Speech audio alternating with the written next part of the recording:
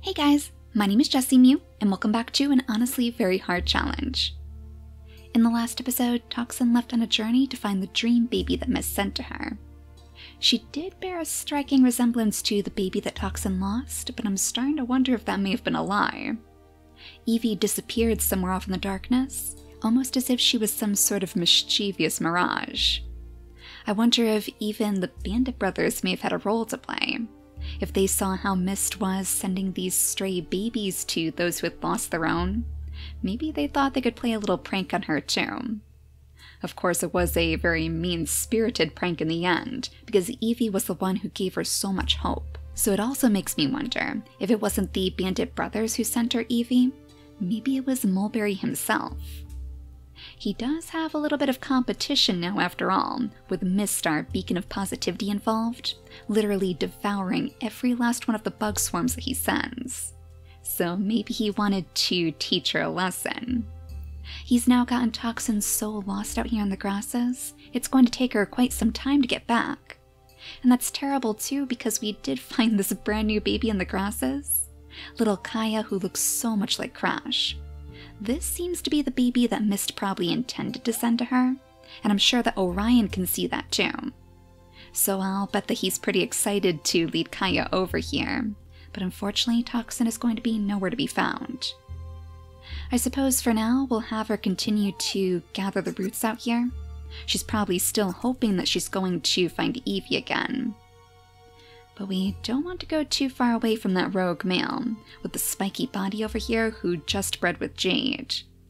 Something tells me he'll probably try to sweep Pixie off her feet next, and she is much more ill-tempered. I mean, you can tell from the skeleton that's just sitting right beside her right now, this was actually one of the rogue males too. She is clearly not very impressed with the riffraff of this island, so I was wondering if maybe we could bring Orion over here instead to breed with her. Imagine that she was probably quite taken by our warrior Peacock, or else she wouldn't have spared him the time of day. And I find it kind of fitting that Orion would gather this huge family around him, almost like he's copying Vangear in a way. So as we bring him out of the grasses, leading Kaya over to their healing fruit as well, just so she can rest for a little while before they make the rest of the journey. We'll have Pixie hop around her sister, if we can with those big frog toes of hers. I think Jasmine still has 2 more days to go before she can have her baby, so maybe it's about time that she found the place where she wants to build her nest. We'll have her gather up a few more of these grasses over here, 1 more tuft for good luck, and then you can hop to the other side of the healing fruit for us. Now we can bring Pixie over to Orion's side. It looks like we're going to have to wait 1 more turn, so fingers crossed that rogue male doesn't notice her. The thing is, with the spiky body, we can't risk landing a hit. That would kill any of our creatures instantly. I'm not entirely sure if the defense trait is going to work for that either. Since our multipliers are set so high, I would imagine our 1 in defense isn't going to help them at all. So we want to keep Pixie out of that sort of trouble if we can. Do we have any little roots that Kaya could dig up for us? No, looks like it's unfortunately pretty bare out here. But maybe we'll have her skitter up to the front of the land. She's probably super excited to see her mother again. She's been waiting for this moment for ages. Now, back here with Sybil, things have taken a rather shocking turn. The worst part of it is we're so used to this now, losing baby after baby, that it doesn't even seem like anything out of the ordinary.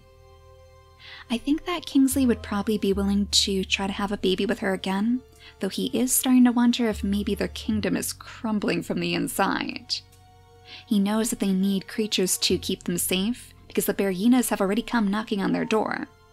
So if they don't have some more able-bodied warriors to protect them, their kingdom is going to be gone in a flash. We'll have her go ahead and breed with him, since it's harder for her to get around, and he can use his turns to gather up the rest of those termites, of course. That's the end for that termite mound, and the other one is unfortunately in the red, so if we do want you to crack that open again, we're going to have to make sure that somebody's right next to you to lick off all of those termites. We'll bring you right here for now so you can get ready, and I suppose Sybil should probably go ahead and pack up this nest. She probably won't want to use it again anyways, It kind of holds bad memories for her now. Maybe if she starts anew, that would be a good way for her to shake this strange curse. Like a whole new chapter in her book. I'd imagine that Ben is probably feeling a little bit heartbroken too. He thought that things were finally turning around for his brother, but now he can see that darkness in his gaze again, and he's starting to get afraid that he's just going to revert back to his old ways. So if there were any possible way that Ben could maybe summon the spirit of his mother, I wonder if that would be over here. Back where the swamplands start once more, since Mist clearly has some sort of connection to the swamps. They're so close and yet so far away. I wonder if that's why she's having trouble reaching Kingsley. Previously, the banana babies were always the only creatures who were healthy, so it was kind of surprising to see that different in Kingsley's line. I wonder if that's because he lives in the savannas. The oak trees might be shelter for Comet's followers, but these savanna trees? It's so dry over here. I guess it's a place where the shadows of the swamps can't reach. So that just means you're going to have to take a little bit of a pilgrimage, Ben. We'll bring you over here, and you can scoot past the ladies. Oh, as they find some more bunnies? Oh no, I thought you guys exterminated all the bunnies. And wait a second. Oh no. Oh, Pixie. I forgot about this rogue male. The pink one in the grasses? Oh, there is literally nothing that we can do with you. That is so upsetting.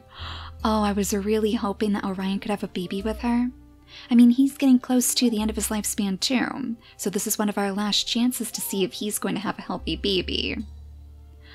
Oh, that is so upsetting. We probably should have left her with one more turn. Then we could have at least gotten her out of the way. Well, there's nothing that we can do about it now, I'm afraid. Just go ahead and pick off that bunny for us. Oh, he actually didn't breed with her? Well, that's a good sign. A surprising sign, but we'll certainly take it. I guess Pixie is a little bit too intimidating for the rogue males. Maybe he saw that skeleton too. Well, all we should really have left to do is move Jade around. Have her go ahead and collect a few more of these acorns while she waits for Yuri to return. Though I guess he'll be a little bit shocked to see the decision that she's made. She's actually about to have the spiky-bodied rogue male's baby too. She so desperately wanted to see a full nursery again that she opened up her heart a little bit too quickly. So it seems like she might need help raising this baby pretty soon. Yuri never really considered himself to be too good with kids, so I'm not sure how well he's going to take this news. That was one of the only reasons why they never considered starting a family together. They're close, but he's very aloof. Oh, you've made it all the way over here? Oh my gosh, this is the same spiky-bodied rogue male? It's almost like he's coming over here to tell Yuri the news. Oh, how strange. I wonder if it's because he's decided to leave? Maybe he wants to make sure that somebody's going to keep Jade safe. I guess this rogue male had some stronger feelings for Jade than we figured. Since they always do just wander off into the darkness without a second thought, I figured they must not be very loyal. But this rogue male is certainly surprising me. Well, are we all out of turns now? I think we should be ready to go ahead and skip the day. We just have you down here, Dreamer, and I suppose you could go ahead and dig up an extra little root for us. 139 pieces of food. We're getting pretty high up there, so maybe we could truly consider moving to a new island pretty soon. We're almost at 100 days too. So let's go ahead and skip the day. And thank goodness, Pixie. It looks like you will be able to have a baby with Orion after all. You are one seriously intimidating little creature, and I love that her name is Pixie too. It sounds so unassuming, but really, she's one of the biggest, burliest creatures on this island, and she is going to have excellent babies with Orion. Yeah, let's go ahead and make sure that we breed her with him right now. We'll use her turns so he can spend more time bringing Kaya over to Toxin. Let's make sure that we sniff around too, just in case. Yeah, that rogue male is still lurking in the darkness. His heart is probably broken, of course. He has certainly missed his chance to start a family with her. And yeah, the spiky-bodied rogue male is roaming off into the grasses now. Oh, how very, very strange. Yuri, let's have you gather up the rest of these berries, and then you can try to make your way back to Jade. It seems very clear to me that he was begging you to keep his baby safe. Maybe it's because he's getting so close to the end of his lifespan too. He knows that he's not going to be able to protect them for very long. And poor Jade here, just picking up her acorns, tending to the tree, spending time with her peaceful bear friend. She has no idea that the rogue male has truly decided to leave her, but at least she's still going to have a very good friend by her side. We'll have her go ahead and knock down a few more acorns too, maybe to surprise Yuri within the next turn, though she might need to guide him a bit closer with her better eyesight, because he's having some trouble getting through the darkness.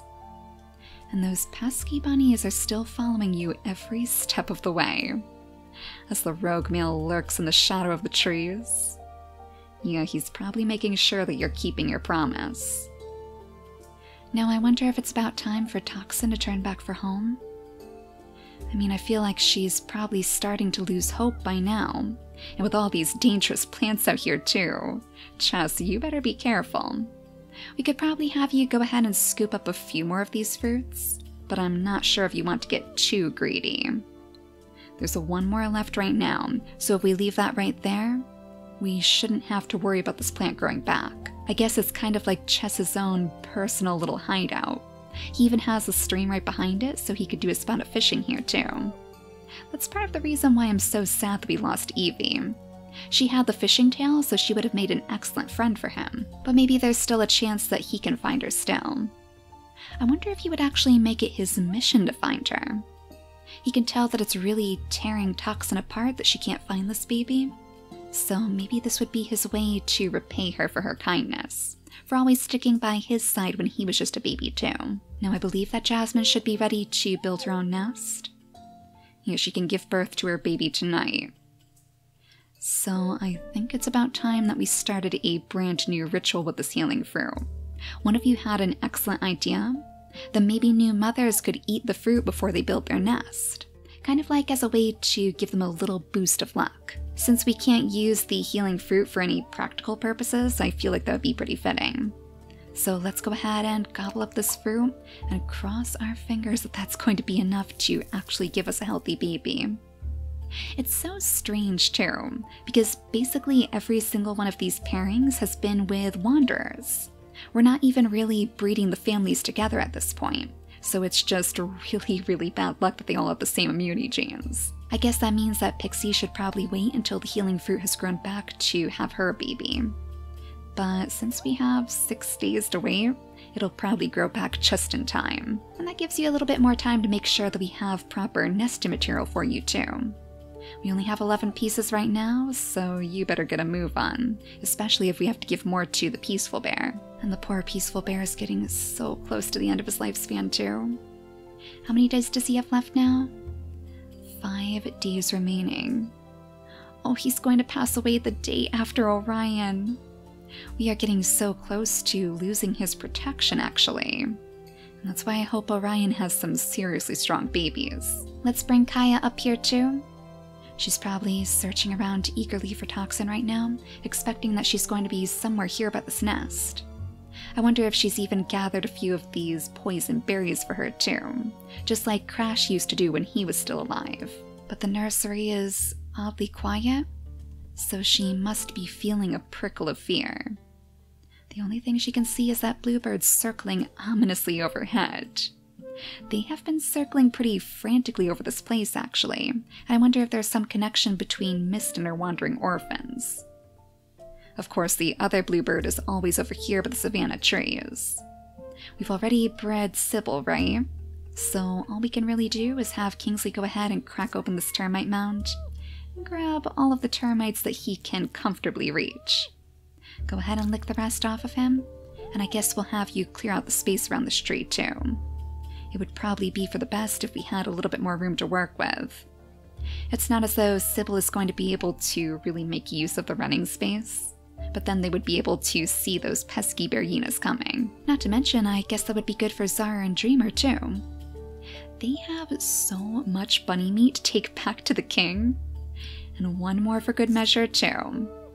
Ooh, that one actually skittered off into the darkness. Come on over here, Dreamer. Yep, because I had a feeling it was probably just stealing your berries. How many bunnies have they actually caught for Kingsley? I mean, it seems like they pick off a brand new bunny every single day, and I guess he'll be extra grateful for the extra food too. Maybe that'll be enough to keep Sybil's strength high, so their next baby will be strong enough to survive too. Now, into the darkness you go, Ben.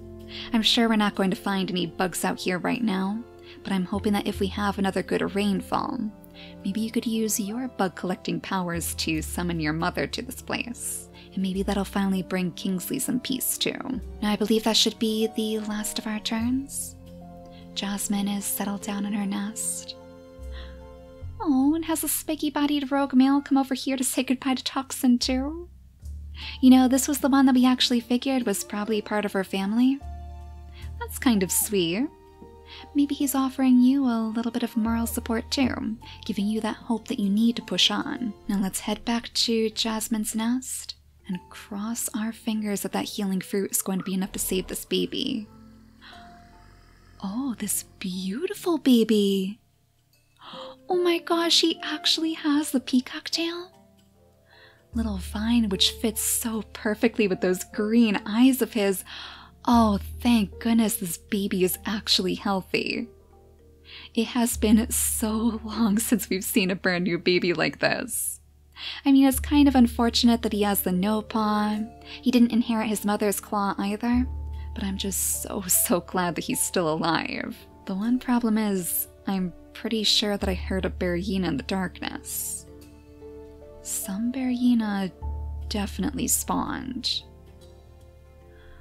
Oh, Ben, not back here with you? Oh, how strange. Do you think maybe Mulberry's trying to keep him away? I mean, Mulberry doesn't typically have any sort of sway over the Berryinas. The only physical thing he can summon are the bug swarms themselves. But maybe this is some sort of vicious nightmare come to haunt Ben, to keep him away from the swamp and to keep him away from his mother. Now, while Ben isn't going to be able to attack this Berryina at all, at least he does have the backup of a few very capable huntresses. So as we have him dash off into the grasses, as far away as we can possibly bring him, because we don't want to risk the Berryina taking a swipe, we'll have to see if we can find some way to have Zara and Dreamer worm their way around these grasses. Thankfully, these berry bushes have kind of created a barrier for them, so they might actually be safe here. It might even be a good idea for us to leave Zara right here after all. That way she can keep track of where the Berryina is. And since she is so quiet and stealthy, there's probably no one better for the job. That means we could have Dreamer come over here instead and clear out the grasses for Sybil. Not that it's going to make too much of a difference. She can still only move one tile at a time after all. And we still have to make sure that we set her up in the perfect location, especially because she's still carrying a baby right now.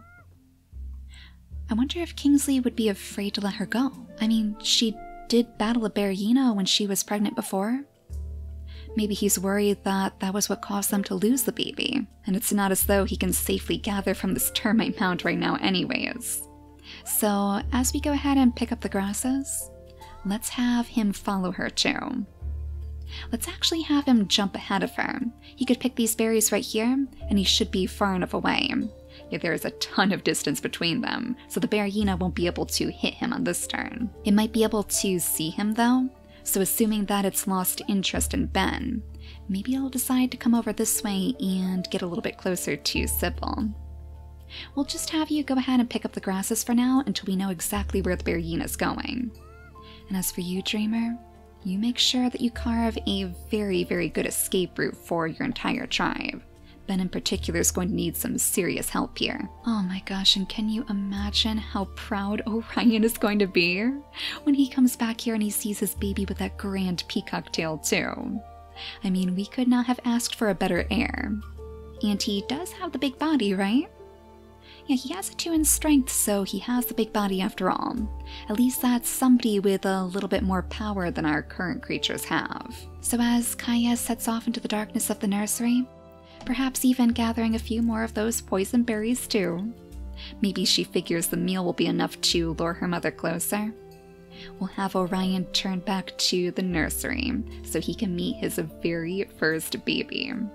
His first baby by blood anyways, since he did adopt Jess, and since he was so healthy.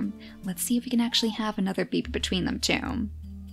Unfortunately, Orion will be long gone by the time Jasmine is ready to have this one, but at least we can breed them now for that second chance. I don't think Pixie is going to be so fortunate. If the baby that she has isn't healthy right off the bat, then that's going to be the end of that. She'll have to find somebody else before her story ends. But I wonder if she could grab a few of these bunnies? Like, I feel like they're just teasing her at this point. She's over here trying to collect her berries in peace, and those pesky bunnies just keep trying to steal them. I wonder if she intimidated them too. I mean, it doesn't look like they stole too many of them. So maybe just like the rogue male, one look at that big body of hers was enough to send them skittering back down the shore. Well, one thing's for sure, her intimidation level is very, very high. If Orion and Vine now have extra charm with their peacock tails, she just gets things done by giving her enemies one cold, hard glare. Now we should finally be able to reunite Yuri with Jade. We'll bring him right over to the bunny burrow again, one of his favorite places to gather up acorns. She probably figures that she has quite a bit of explaining to do, but she'll be surprised when she hears that he already knows. And maybe there's a part of him that's even a little bit excited too. Maybe this will finally open up a change of heart. I was leery to breed them before because they both do have that no paw, so there is a pretty good possibility that their babies could have two no paws too. But I guess there's just as likely of a chance that we could see a baby with two nimble fingers. And that wouldn't be such a bad thing. That means more berries for us to collect, and maybe more acorns in a way. So maybe we will consider giving them a shot. I mean, now that our luck is finally starting to turn around, I'm pretty excited to see these new families flourish. Now as Chess stays back here, just to see if there's any extra fish in the stream. That's probably what he would tell Toxin anyways, because he doesn't want her to worry. We'll see if she can make her slow, plodding way back to that old nursery, where she assumes that nothing is going to be waiting for her there. I am a little bit concerned that she might be leading her brother here back to the tribe, though. Maybe instead we'll have her pick up some of these roots first, just so he can skitter his way back into the grasses. Well, he has been helpful story-wise. I don't want to test our luck too much. A rogue male is still a rogue male in the end. I suppose we could even try to have Chess jump the stream. Maybe he could try working his way down the opposite side. I wonder if that's actually where Evie ran off to. Like, we didn't see what direction she went in. We only knew that she was around here somewhere where we saw her last. So maybe she actually skittered into the swamplands instead. Assuming that she's still out here at all. We'll have him sniff around as he goes, listen deep into the grasses, and try to make sense of all of those strange noises that he's hearing. And we should be just about done with our turns. We just have Orion back here, and to be honest, there's probably not too much that he can do. I suppose we could bring him over here to offer up some nest material, just one last time to make sure that all of these babies are safe. I mean, now that we have this Berryina situation over in our Banana Kingdom, we don't really want to take any chances. We'll have Jasmine stay right there too. Those bluebirds are too close for comfort anyway. So let's go back to Ben, and let's see if the Berryina is still going to give chase. Which way is he going to decide to go? Oh, he got seriously close there. You are so lucky, Ben. That is the same one, right? Like, we don't have two Berryinas lurking here now? Oh no, Jasmine! Oh, not your baby. That is not good. We can barely move Vine as it is. Oh, there is no way that she would let a Berryina get to her baby, though. 14 days on its lifespan. We could do up to 9 days worth of damage with you. Oh, Orion, if only we kept you right there. I mean, he only has 2 days remaining. If worse came to worse, I suppose we could just have him stand in the way. That way the Berryina would attack him instead. Well, fine, we'll definitely have to make sure that we back you up as far as we can get you. And luckily the bluebird is way over there, so we could have you skitter to the side, Probably pushed aside by your mother, in fact, as she lands a quick swipe and then jumps back to protect you. Now, Orion, there is no way that you're going to let harm come to your family. Let's bring you in between the Berryina and your mate. And I guess we'll have you land the last attack. Just keep that Berryina trained on you. Give your family that one last chance to escape.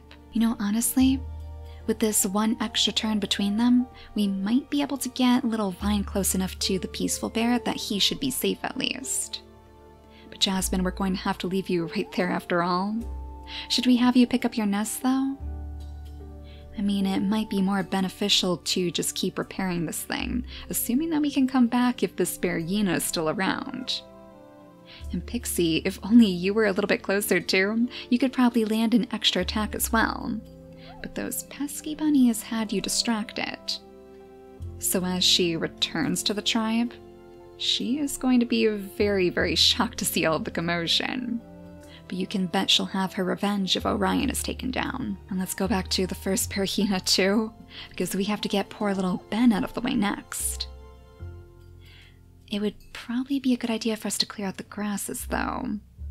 I suppose we could have you pick up this grass right here, and then jump all the way behind sweet Zara. She'll protect you.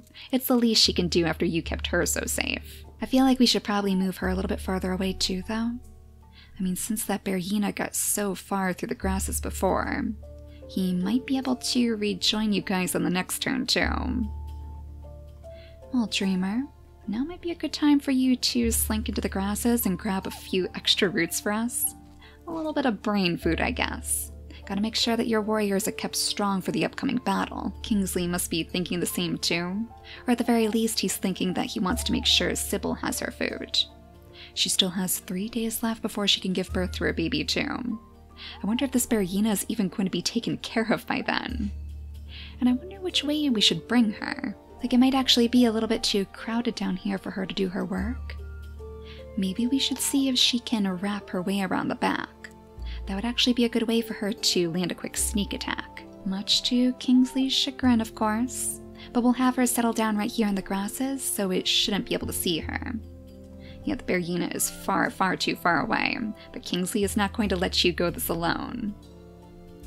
So now we just have you guys back here. Kaya's still searching desperately for her mother. We don't have any sign of these spiky-bodied rogue male around here, right? Yeah, just tons and tons of bunnies. So as she settles down on that old familiar nest, we'll have Toxin stumble out from the grasses, lured over by a flash of white fur. She might even think that she was seeing a ghost at first, because she looks so similar to Crash. And for that reason alone, she'll know without a doubt that Kaya was meant for her. So we'll have Kaya dart straight over to her side. The two can reunite and maybe share a quick meal of roots too. Oh, that reminds me too. Toxin is going to come back just in time to see Orion sacrifice himself for his family. That is going to be pretty heartbreaking for her as well. She has truly had one of the most dramatic lives on this island. What is this? That is one seriously big pile of meat to just have laying around somewhere. Is that from one of the bears? I mean, we haven't seen the Defender Bear in quite some time. I wonder if this is actually the Defender Bear's remains. Oh, Jess will gather all of that up for us. You have hit the jackpot. Oh my gosh, I didn't even realize. That's actually a pretty good strategy to just wait out the lifespans of these bears. That's 30 pieces of food in our pocket and we didn't even have to lift a finger. Well, even if you can't find Evie out here, you are going to come back to your family with such a gigantic feast that they are going to call you a hero. And with all the new babies on the way, we're sure to need it. Though this whole situation probably has Jade on edge too. As she gathers up the last of her acorns here, we'll have her scoot over to the peaceful bear's side. Not necessarily to shield herself or anything, but just to perhaps request a little bit of his protection. I mean, this is what her mother was worried about.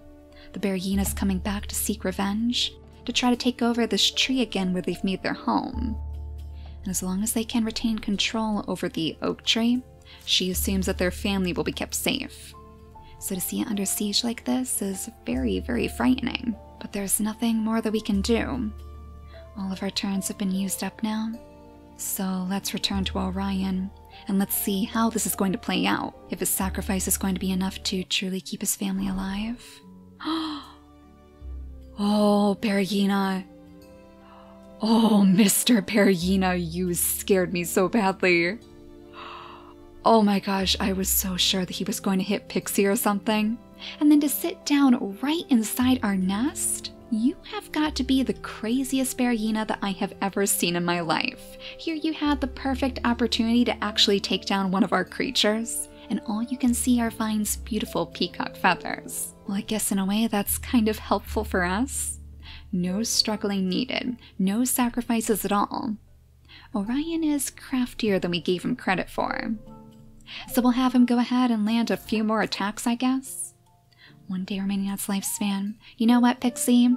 Come on up here and take care of the Perugina with one last swipe. I told you she was not going to put up with her family being attacked. So that's a bit of a happier end for Orion's story than I figured it was going to be. Now you can all share one last big giant feast. And you'll get the chance to spend a little bit of extra time with your son Vine too, which makes me very, very happy. This is still his final day, but at least he was able to have a truly proper heir, and the peacock tail will live on for generations. So in the next episode, we'll see if his other babies were just as lucky too. But for now, thank you all so much for watching, and I'll see you all next time. Bye guys!